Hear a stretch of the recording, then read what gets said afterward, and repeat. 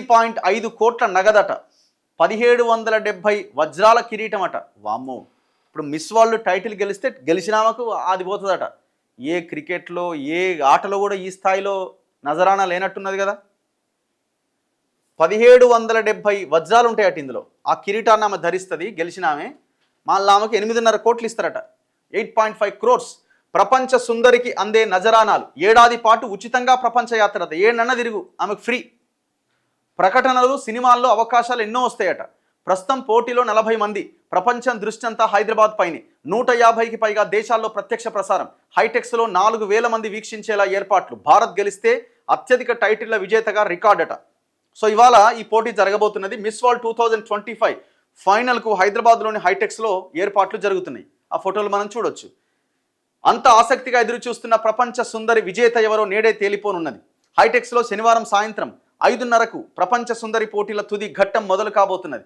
ప్రపంచ సుందరి విజేతకు $1 మిలియన్, అంటే దాదాపుగా భారత కరెన్సీలో 8.5 కోట్ల రూపాయలు నగదుతో పాటు 1770 వజ్రాలతో కూడిన ఒక తెల్ల బంగారు కిరీటం దక్కబోతున్నది. అంతేకాదు మిస్ వరల్డ్ బ్రాండ్ అంబాసిడర్ హోదాలో ఏడాది పాటు ప్రపంచమంతా ఉచితంగా పర్యటించే అవకాశం కూడా లభిస్తుంది. అదే సమయంలో అంతర్జాతీయ స్థాయిలో వాణిజ్య ప్రకటనలు, సినిమాల్లో అవకాశాలతో మరెన్నో నజరానాలు దక్కుతాయి. ఆ గెలిచిన ఆమె కొన్ని వేల కోట్లు సంపాదిస్తుంది సింపుల్గా చెప్పాలంటే. ఎందుకంటే కమర్షియల్స్, యాడ్స్ అసలు మామూలుగా ఉండదు, బీభత్సం. సినిమాల్లో ఆఫర్స్ కూడా వస్తుంటాయి. ఎంపిక ప్రక్రియ ఎట్లా జరుగుతుంది? ప్రపంచ సుందరి పోటీల్లో పాల్గొనేందుకు 108 దేశాలకు చెందిన సుందరీమణులు వచ్చారు. అందులో వివిధ విభాగాల్లో నిర్వహించిన పోటీల నుంచి 40 మందిని క్వార్టర్ ఫైనల్కి ఎంపిక చేశారు. అందులో 4 విభాగాల్లో నిర్వహించిన పోటీలకు సంబంధించి ఒక్కో విభాగం నుండి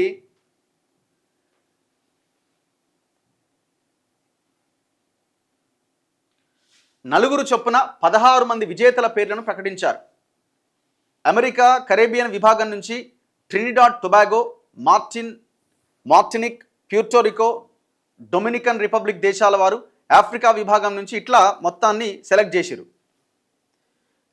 మొత్తంగా తుది పోటీల్లో ఒక్కో విభాగం నుంచి 10 మంది చొప్పున 40 మంది ఉంటారట. ఇప్పటికే ప్రకటించిన 16 మంది పోగా మిగతా 24 మంది వివరాలు శనివారం పోటీల ప్రారంభం ముందు ప్రకటిస్తారు.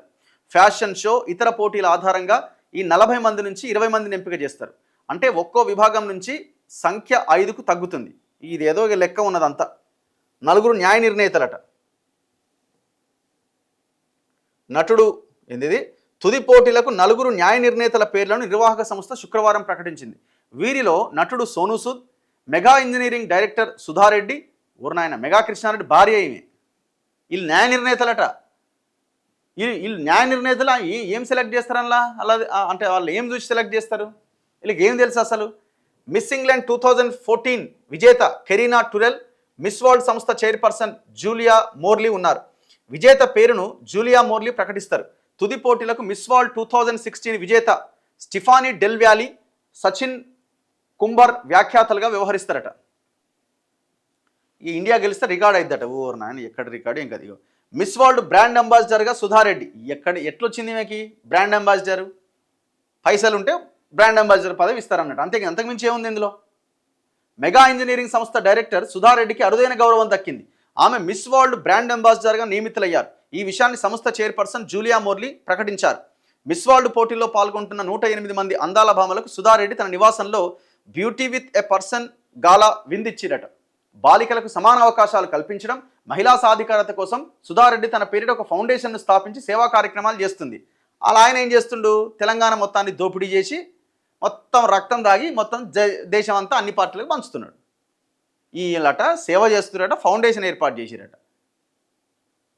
గాలి జనార్దన్ రెడ్డి కాక మొత్తం జాతి సంపదనంతా భూమిలోంచి ఎత్తుకపోయి తిరుమల తిరుపతి వెంకటేశ్వర స్వామికి బంగారు కిరీటాన్ని సమర్పించినట్టున్నది కథ.